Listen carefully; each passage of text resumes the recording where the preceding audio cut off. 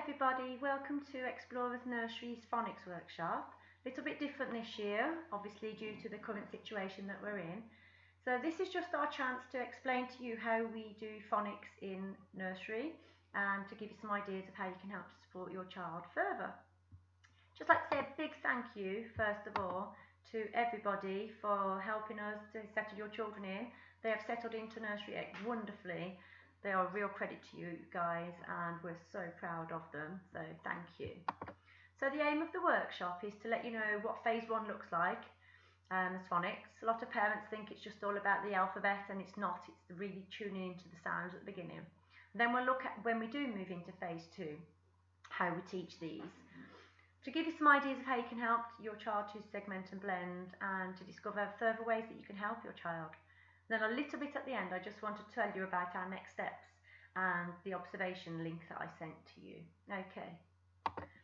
So phase 1 phonics is listening. It's really about tuning in. So as you can see on the screen, 7 aspects to that. So aspect 1 is the environmental sound. So going outside, listening to sounds around you, thinking of animals, the sounds they might make, etc. Going on listening walks. Aspect 2 is the instrumental sounds. So using the real instruments and listening to the sounds they make and comparing them and matching and copying, etc. Aspect 3 is body percussion, so using your body in different ways to make different sounds. So obviously we can clap, use your mouth, etc. Rhythm and rhyme, so it's listening to the nursery rhymes. We play games where we might make silly soup and we listen to words that sound the same, so like bat, cat, and put those kind of things in. Alliteration, aspect 5, so obviously as you know, silly sausages is alliteration, anything that has the same sound at the beginning. Aspect 6, voice sounds, so using our voices in different ways, so seeing how we can whisper and how we can use it loudly, different ways that we can make our voice sound like baby or loads of silly things we come up with. And aspect 7 is when we start thinking about oral blending and segmenting. So it's when we might say things like, okay guys, go and get your oat and see if they can understand and listen to that. So that's, the more we do the robot talk, the more they'll pick up on that. Okay, so then we're going to, the real aim is to listen. Okay, so it's really, I've got to get the children to sit on the carpet and just tune in for those 5 minutes on the carpet to really listen. So the better they get at listening, the better they'll become at picking up those sounds. So when we do phase 2 and we show them an S and we can say it's a S, they can hear it, they can listen to it in words, they can find animals, toys, etc. that have that sound. About all the time enlarging their vocabulary, making sure they're extending their understanding. So rather than just get me the car, could you get me the blue car? Could you get me the blue car with black wheels, etc. We want them to be really confident speakers, not just speaking to ourselves, but anyone in the setting. Other children, engaging so everyone can understand them. Discriminating the sounds, that's just listening to them and making sure they can spot them and listen to them. Say the sounds they hear in simple words. So obviously you can see an example there is vet, so then eventually we'll vet. And use sound talk to segment the words. All of these are crucial skills that they need to acquire before we actually get on to the reading aspect of it.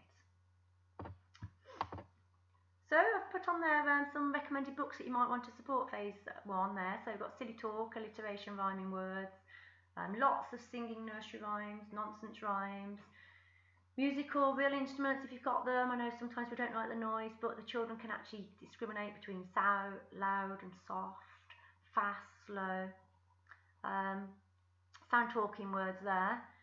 So you might say, now it's time to go to bed, or let's go to the shops, and they will hopefully spot it and see it back. Any language that you do as you're narrating, as you're doing activities and modelling the language is amazing. You know, so you might say, oh, I'm going to go into the kitchen, I'm going to get the saucepan out, and just telling that story so they can pick up and build that language. A wide range of stories, repetition is good. We're trying to really work on having one story and repeating that through the week. Eventually they'll then repeat it back to us, they say the sentences, they can retell a story, then that's a wonderful way of doing it. And you can see there a few books that you might like as well. So the Oi Frog series by Kes Gray are good books to look into. Anything really by Julia Donaldson is great. We're going on a bear hunt by Michael Rosen. You can see Supermarket, or there's a shark in the park. They're all rhyming books. Some Slug by Pamela Duncan Edwards. Helen McClary books. They're lovely books as well for the rhyme and listening to the alliteration. Some of these books that we'll have in our little library system once we get started up and sending those out. Obviously, you can get them online if you wanted to get your own versions of them as well. Okay, I've put long-term plan there, so I just wanted to show you what it looks like as our school, because like I've said, lots of people think we need to rush onto our sounds, but if I can just show you that one, can you see? So the first term in nursery is all about phase 1. It's about tuning in, so all that term up to Christmas, which I think is actually 15 weeks we'll have in school. That is all phase 1. Then after Christmas we'll look into phase 2. So you can see the first unit will look at the sounds s, at, so those 4. Then we'll look at the next one, so I, d. Then we've got g, o, k, k. If I just move that down, then we can see k, e, o, r. And we don't say r, we say so it's to help children discriminate those sounds. And then we've got h, b, o, s. Okay, and alongside those as well, we'll then bring in the tricky words as well. And they are I, go, into, the, no, and, to, as you can see them there. Okay, so just wanted to make you aware of that. So that's the kind of thing that we will be working on. So don't worry if you think your child doesn't get them, because as you can see in reception, they will repeat again for the first few weeks, making sure those sounds are embedded. So those are the sounds that we're really trying to work on during our year. And there they are there, look, just so you can see. I can get copies of those to anyone who thinks their child might already be at that point. And then I just wanted to show you our Phonics book. So Phonics book is the system that we use at school, and we link that with Jolly Phonics as well. So we've got storybooks, etc. We might do actions. So for it, we'll say s, and we'll make the s with our fingers, so the children will do it. But I just wanted to show you on our books. These are the books that we look at school. So obviously you've all got picture books at the moment, and please don't worry that they've got no words in. One of the best things that children can do at this point is to tell stories by looking at pictures. You know, sometimes parents think we have to cover the pictures up, and no, please don't cover the pictures up. Pictures are there for pictorial clues for the children, so if they are struggling to decipher what's in the words, they actually use the pictures of clues, and we really encourage that.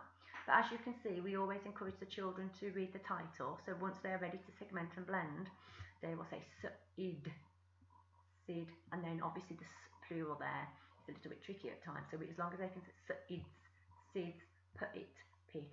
This book is about Sid's pit. What is a pit? Talk about those kind of things there.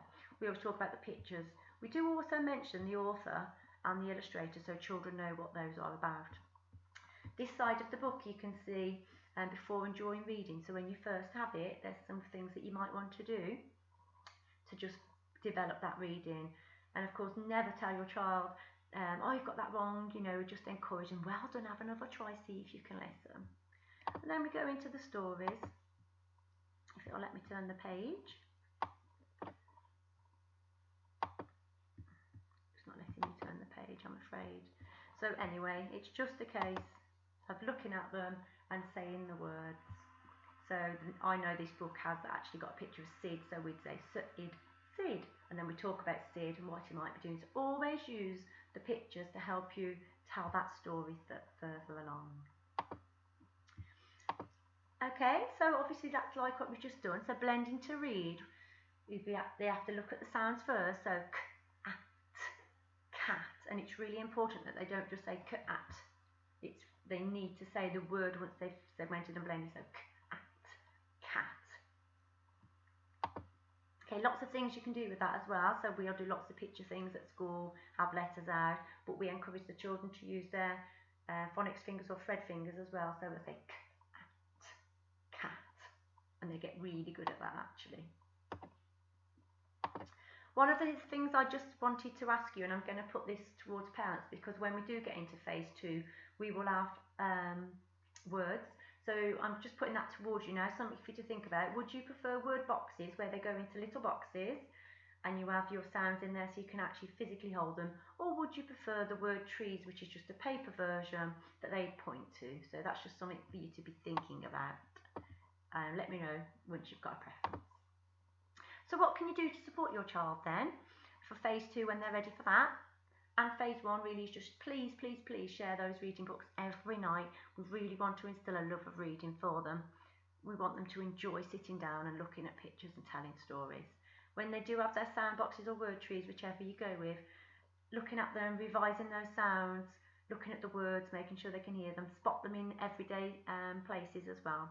Point out the phase 2 sounds in the text, so when they're reading it, they might want to make it, so you know, if they've got sand at home, they could make it in the letters. They could make it with pebbles, squirt it with water, get shaving foam and make those. Practice their name writing as well, so they can actually write their name and saying the sounds in their name. Fine motor activities, which will really help them. I know you're thinking, oh, this is reading, but no, they can link it all.